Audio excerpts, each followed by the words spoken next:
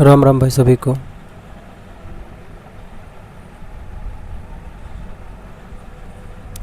आज हम लोगों का लूसेंट ऑब्जेक्टिव सीरीज का पार्ट 13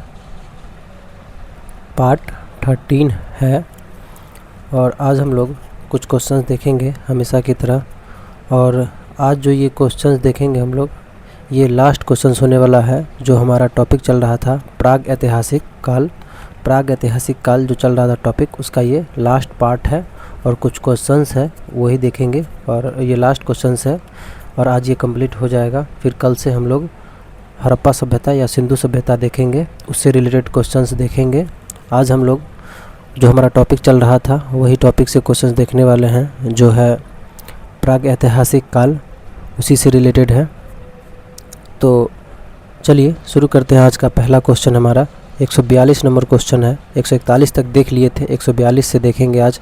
तो क्वेश्चन है, नवपाषाणिक उपकरणों के जरिए मानव के भौतिक जीवन में होने वाले क्रांति को किस पुरातत्वविद ने नियोलिथिक रिवॉल्यूशन की संज्ञा दी? तो वो दी थी गार्डन चाइल्ड ने। Option number D is the right answer. Neolithic revolution की संज्ञा जो है वो दी थी गार्डन चाइल्ड ने। चलिए आगे देखते हैं। 143 नंबर क्वेश्चन है, निम्नलिखित में से किस काल में मनुष्य ने किसान का जीवन शुरू किया? तो वो किया था नवपाषाण काल में। Option number C is the right answer. चलिए आगे देखते हैं। क्वेश्चन नंबर 144 है कथन और कारण वाला। तो पहले कथन देखते हैं। कथन है, नवपाषाणिक मनुष्य झोपड़ी नुमा घरों में वास करते थे। कारण दिया हुआ है, इससे वे हवा, धूप, बारिश के प्रकोप से बच पाते थे। तो ये बात दोनों सही है, कथन भी सही है, कारण भी सही है। तो कथन ए और कारण आर दोनों सही है तथा आर ए का सही स्पष्टीकरण है। Option number A is the right answer. चलिए आगे देखते हैं। क्वेश्चन नंबर 145, मनुष्य ने सर्वप्रथम किस काल में चाक निर्मित मृदभांड, मिट्टी के बर्तन, जो कि मानव इतिहास की एक बड़ी उपलब्धि थी, बनाना आरंभ किया? किस काल में बनाना आरंभ किया? तो वो किया नवपाषाण काल में। Option number C is the right answer. चलिए आगे देखते हैं। क्वेश्चन नंबर 146 है, निम्नलिखित में से किस स्थल से कपास की खेती का प्रथम साक्ष्य प्राप्त हुआ है? तो वो हुआ है मेहरगढ़ से। Option number D is the right answer. चलिए आगे देखते हैं। क्वेश्चन नंबर 147 देखते हैं। क्वेश्चन है, निम्नलिखित में से कौन सा नवपाषाणिक स्थल कश्मीर में स्थित नहीं है? तो देखिए, जो कश्मीर में स्थित नहीं है वो है ऑप्शन नंबर डी, पांडु राजा ढीबी। ठीक है, ये सारे कश्मीर में स्थित हैं। बुर्जहोम, गुफकराल, मार्तंड, हम लोग पीछे देख चुके हैं, ये सारे कश्मीर में स्थित हैं। नवपाषाणिक स्थल जो नहीं है वो है पांडु राजा ढीबी।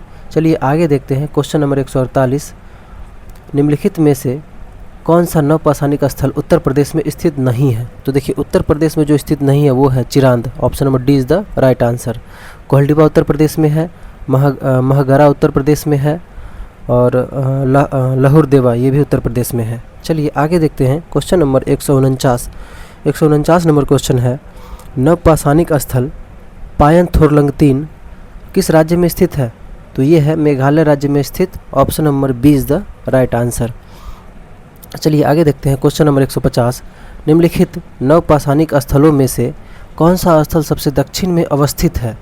तो देखिए, वो है Paiyampalli. Option number D is the right answer. नवपाषाणिक स्थलों में से कौन सा सबसे दक्षिण में अवस्थित है?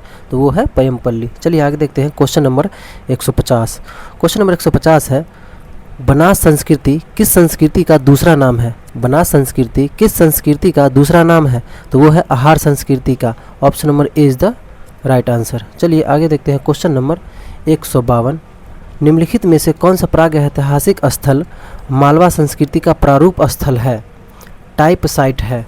तो वो है हमारा Navdatoli. Option number C is the right answer. चलिए आगे देखते हैं। क्वेश्चन नंबर 153 नंबर क्वेश्चन है हमारा, नवदा टोली का उत्खनन किसने किया था? तो नवदा टोली का उत्खनन जो किया था वो किया था एच.डी. सांकलिया ने। Option number C is the right answer. चलिए आगे देखते हैं। क्वेश्चन नंबर 154, नवदा टोली किस राज्य में अवस्थित है? तो नवदा टोली ये है मध्य प्रदेश राज्य में अवस्थित। ठीक है, option number D is the right answer. चलिए अगला क्वेश्चन देखते हैं, 155 नंबर क्वेश्चन। दक्षिण भारतीय महापाषाण संस्कृति में महापाषाण के लगभग कितने प्रकार मिले हैं? तो वो मिले हैं 40, option number D is the right answer. चलिए अगला क्वेश्चन देखते हैं, 156 नंबर क्वेश्चन है, निम्नलिखित महापाषाणीय संस्कृति स्थलों में से कौन सा स्थल सबसे दक्षिण में स्थित है? तो देखिए यहाँ पे महापाषाणीय संस्कृति स्थलों में से सबसे दक्षिण पूछा गया है, ठीक है, तो ये हो जाएगा Adichanallur, option number D is the right answer. चलिए आगे देखते हैं, क्वेश्चन नंबर 157, ये कथन और कारण वाला है। तो इसमें कथन है, कथन ए, दक्षिण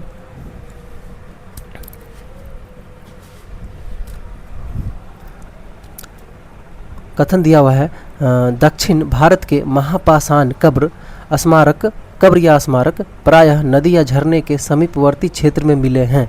दक्षिण भारत के महापाषाण कब्र या स्मारक प्रायः नदी या झरने के समीपवर्ती क्षेत्र में मिले हैं। इसका कारण क्या है? कारण दिया हुआ है, इससे जल की अबाध आपूर्ति संभव हो पाती थी। तो कारण भी सही है, तो देखिए ए और आर दोनों सही है तथा आर ए का सही स्पष्टीकरण है। तो इस हिसाब से ऑप्शन नंबर ए हमारा सही हो जाएगा। चलिए अगला क्वेश्चन देखते हैं, क्वेश्चन नंबर 158, भारत में ताम्र निधि कॉपर होर्ड का सबसे बड़ा भंडार कहाँ से मिला है? तो ये मिला है गुनगेरिया से, option number D is the right answer. चलिए 159 नंबर क्वेश्चन देखते हैं, ताम्र भंडार से भरा पूरा स्थल गुनगेरिया किस राज्य में स्थित है? तो ये भी मध्य प्रदेश राज्य में स्थित है, option number D is the right answer. Option number D is the right answer, ठीक है। चलिए आगे देखते हैं, 160 नंबर क्वेश्चन, भोजपत्र या भुर्जपत्र भोज वृक्ष की भीतरी छाल जिस पर पुराने ज़माने में लेख ग्रंथ आदि लिखे जाते थे। देखिए भोजपत्र, पुराने ज़माने में जो लेख और ग्रंथ आदि लिखे जाते थे वो भोजपत्र या भुर्जपत्र पर लिखे जाते थे, ठीक है, भुर्जपत्र पर लिखे जाते थे, है ना। और ये जो बनते थे, ये भोजपत्र जो होता था, ये भोज वृक्ष की भीतरी छाल जिस पर पुराने ज़माने में लेख वगैरह लिखे जाते थे, ये क्वेश्चन में कहा गया है। तो इसका प्राचीनतम साक्ष्य भारत में कहाँ से मिला है, ये पूछा गया है। तो ये मिला है Shringverpur, option number C is the right answer, Shringverpur, ठीक है। आगे देखिए 161 नंबर क्वेश्चन, श्रृंगवेरपुर सिंगरौर उत्तर प्रदेश में किस जिले में स्थित है? तो ये है इलाहाबाद जिले में स्थित, option number D is the right answer. इसका आधुनिक नाम अब प्रयागराज हो गया है, ठीक है, प्रयागराज हो गया आधुनिक नाम, और इस हिसाब से ऑप्शन नंबर डी इलाहाबाद सही हो जाएगा, ठीक है। चलिए आगे देखते हैं, क्वेश्चन नंबर 162, भीमबेटका को किसने खोजा था? भीमबेटका को किसने खोजा था? तो वो खोजा था option number C, doctor Vishnu Shridhar Wakankar, ठीक है, doctor Vishnu Shridhar Wakankar, option number C is the right answer. तो ये था हमारा आज का लास्ट क्वेश्चन, और इस टॉपिक का भी लास्ट क्वेश्चन जो हमारा प्राग ऐतिहासिक काल जो चल रहा था उसका ये लास्ट क्वेश्चन था। अब हम लोग नेक्स्ट पार्ट में देखेंगे वही हड़प्पा सभ्यता या सिंधु सभ्यता, उससे रिलेटेड क्वेश्चंस देखेंगे।